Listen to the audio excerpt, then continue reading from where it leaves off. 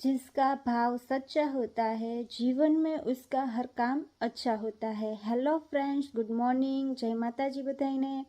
आज मैं आपको एक छोटी सी कहानी सुनाने जा रही हूँ, तो आप पूरे ध्यान से सुनना उस कहानी को।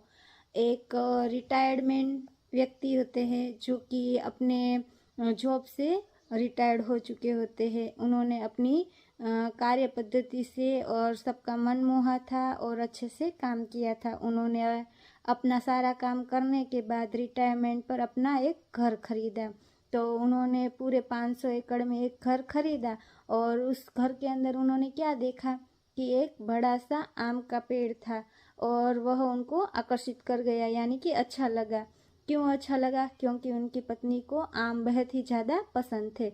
तो उन्होंने क्या करा कि उस घर को खरीद लिया। खरीदने के बाद उसके आसपास के जो भी लोग थे वो उनके घर पे आए, उनको मिले और उन सब ने क्या कहा कि आपने घर तो बहुत ही अच्छा खरीदा है, लेकिन आपने क्या किसी वास्तुशास्त्री को दिखाया? क्या यह घर वास्तु के अनुसार ठीक है कि नहीं, ये क्या आपने बताया?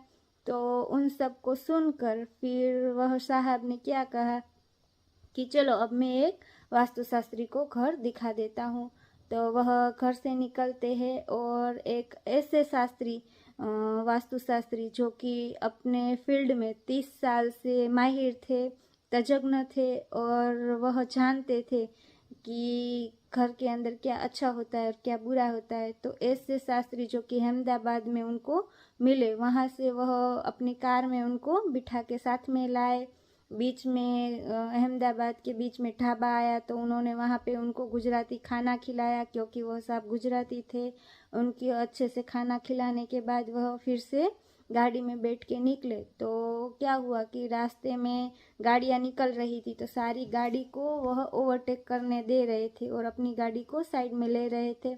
तो शास्त्री जी ने यह देखा तो उनसे पूछा कि आप ऐसा क्यों करते हो कि सारी गाड़ी को निकलने दे रहे हो और आप पीछे रह जा रहे हो? तब उन्होंने बताया कि शायद ये जो गाड़ी ओवरटेक करके जा रहे हैं लोग, उनको हमसे ज़्यादा जल्दी पहुंचना होगा, उनको हमसे पहले कहीं पहुंचना होगा, इसलिए वो हमसे गाड़ी तेज चलाते हैं। तो वो अच्छे से पहुंच जाए इसके लिए मैं साइड दे रहा हूँ।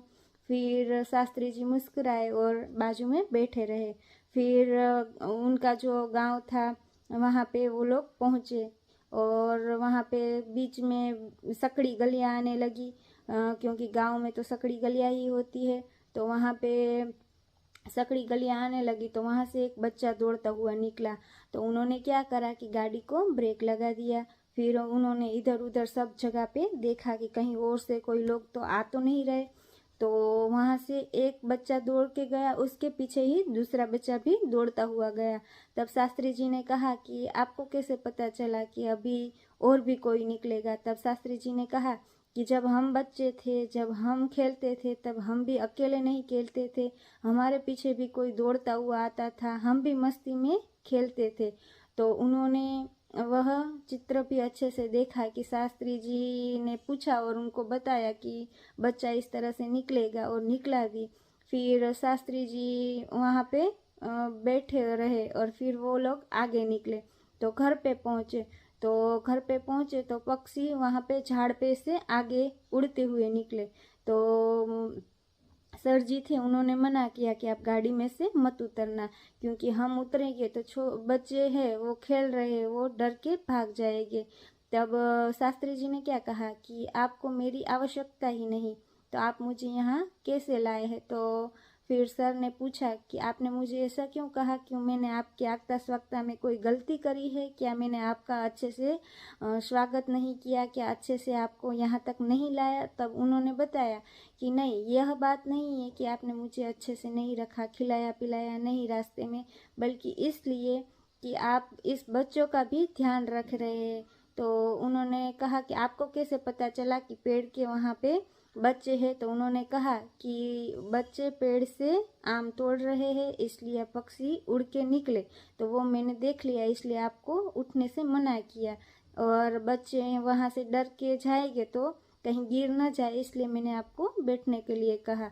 अभी बच्चे आम लेके चले जाएंगे, तब हम घर के अंदर जाएंगे। फिर बच्चे वहाँ से आम लेके चले गए। फिर घर के अंदर आए तब शास्त्री जी ने कहा कि आपके घर के अंदर कोई दोष हो ही नहीं सकता। तब उन्होंने कहा कि आपने तो अभी पूरा घर देखा ही नहीं, अभी तो आप हॉल के अंदर ही एंटर हुए हो।